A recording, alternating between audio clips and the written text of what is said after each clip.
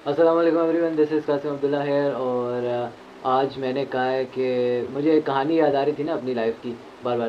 तो मैंने कहा है कि मैं आप लोगों को वो कहानी सुना देता हूँ। तो एक बार क्या हुआ था ना कि मेरी और दूध वाले भाभी की लड़ाई हो गई थी।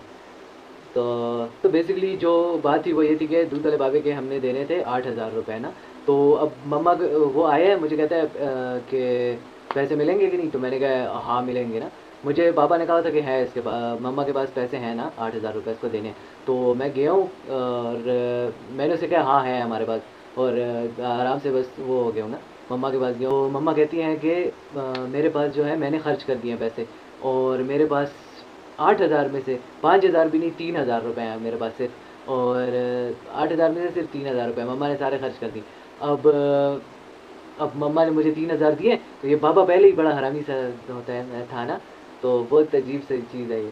तो अब क्या हुआ है कि मम्मा ने मुझे दिए 3,000 रुपये। और मैं पहले ये बात बता दूँ कि मैं गया था सुबह को बाज़ार। और बाज़ार से मैं इतनी दुकानों में जा जा के ना इतने लोगों से बातें करके आया हुआ था। अपने लिए मैंने शायद रेनकोट ख़रीदा था। तो अब ये बंदा नहीं,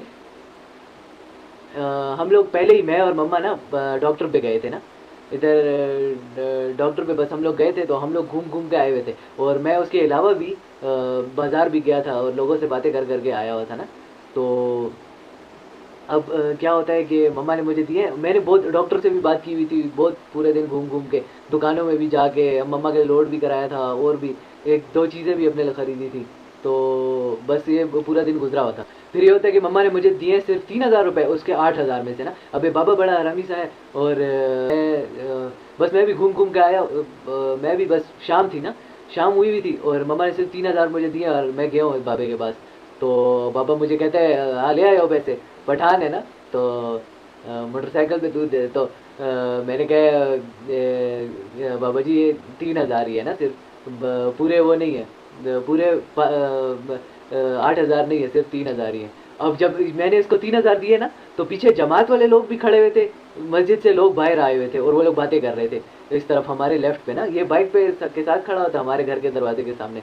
तो हमारा दूसरा घर था। तो अब ये जमात वाले भी खड़े हैं। इसको मैंने 3,000 दिए, मैंने कहा ये 3,000 ही है ना 8,000 में से। तो कहते हैं यार ये क्या, 5,000 तो होते। तो मैं बोले बस खर्च हो गए हैं, ये अभी 3,000 आप रखें और बाकी मैं आपको बाद में दे दूंगा ना।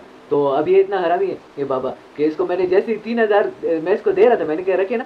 तो ये ऐसे 3,000 पकड़ते कहते अगली दफ़ा पूरे लेकर आना। मैं भी उस टाइम बिल्कुल पागल होता था, अजीब सा मैं भी यानी वो होता था ना कि मैं मोटरसाइकिल पे इधर उधर फिरता था थोड़ा थोड़ा। और हालत भी जार हुई थी ना, मुझे स्किन केयर आता होता था, कुछ भी नहीं आता था। और दाने भी निकलते थे फुल, पता नहीं काला भी होता हूँ, मुझे तो नहीं पता था। तो अब मेरा दिमाग उस वक्त शॉर्ट हो गया कि इसको देखो ज़रा, ये अब ये भी ये ख़त्म कर रहा है मुझे, तो इसको देखो, इसको मैं छोड़ता नहीं। फिर अब उसने जैसे ही मुझे बोला ये लो अगली दफ़ा पूरे लेकर आना ना, और फुल ऐसे मुंह भर के उसने मुंह ऐसे करके फूक दे ऐसे करके बोला है ना, फूक करके। तो मुझे गुस्सा आ गया। अब मैं थोड़ी देर ब्रेक मारी है, अब ये मोटरसाइकिल पे वापस बैठने शुरू हो गए।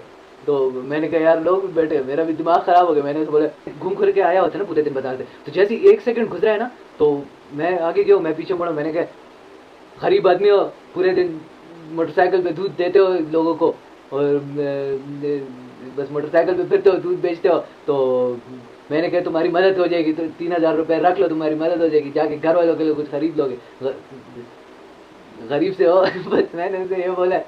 तो बस मैंने इमोशनल होके नहीं बोला ना लेकिन मैंने बहुत कड़क बोला। मैंने उसे बोला गरीब आदमी हो, पूरे दिन बस मोटरसाइकिल पे फिरते हो, दूध बेचते हो, और तुम्हारे घर वालों की मदद हो जाएगी, ले लो जाओ। और बस मैं पीछे मुड़ा जाने लगा। बस उसने भी वो अकेला आ गया, वो समझता था ये आगे से जवाब नहीं दे सकेगा, जितना इनोसेंट मैं दिखता हूँ ना। तो उसने कहा ये कुछ भी नहीं, बस खफा होकर चला जाएगा। तो मैंने उसको उधर ही तबाह कर बात कर दी। तो अब और जमात वाले भी खड़े थे, पता नहीं बस वो सुन सुन रहे हैं थे सारे, लेकिन बस वो लोग अपने पीछे गए हूँ। तो हमसाया भी गेट से बाहर निकला हुआ था, हम लोगों का साथ वाला। मुझे कहते हैं कैसे हो, ठीक हो? कैसे हो, ठीक हो? मैंने उसे जवाब नहीं दिया। बस मैंने हमसाए को मैंने बस कुछ भी नहीं बोला, बस मैं जाके और दरवाज़ा बंद कर दी। और बस फिर ये बड़ा हरामी बाबा था। अभी भी मुझे बस मेरे दिमाग में ये बार बार आ रहा था, बाबा अब क्या कर रहा होगा। पैसे इसको थोड़ा सा लेट दो ना। तो ये आता था मोहल्ले में, सबको दूध देता था और हम लोगों को नहीं देता था, तो चला जाता था। फिर मैंने इसको अगले दिन कहा, अगले दिन आया दूध देने ना, ढ ढ ढ ढ ढ ढ ऐसे ऐसे दरवाजा बजाते, मैं जानबूझ के मैं ही निकलता था, मेरा भाई निकलता ही नहीं। और कहते जा, बड़ा भाई है मेरा, कहते जा कासिम तू जा ना। मैं जानबूझ के निकलता था और मुझे कहता है, मैंने से कहा बाबा जी कल दूध क्यों नहीं लाया? कहते तुम पैसे नहीं देते हो। मैं फिर नागा मारता हूँ। मैंने कहा नागा क्या होता है? तो बस मोटरसाइकिल घुमा के चला गया, बस दबंग वाला। फिर मैंने पापा को फोन किया, मैंने कहा ये तो कहते पैसे दो वरना मैं नागा मारता हूँ तुम्हें। फिर नागा मारता हूँ तो वो पापा कहते हैं नागा छुट्टी को कहते हैं। बस जैसे मेरे यही माइंड में यही कुछ आता रहता है। बाबा अभी पता नहीं क्या कर रहा होगा, या तो वो जो है ना, वो डॉक्टर जिसने मुझे बोला था कि आपको एंजाइटी लगी हुई है, अभी वो क्या करता होगा। उसके पास मैं जाऊँ एक दिन के, क्या बकवास कर रहा था। शुक्र है मैं गेमर था, पागल होता था मैं, बस वीडियो गेम्स में बहुत खतरनाक होता था।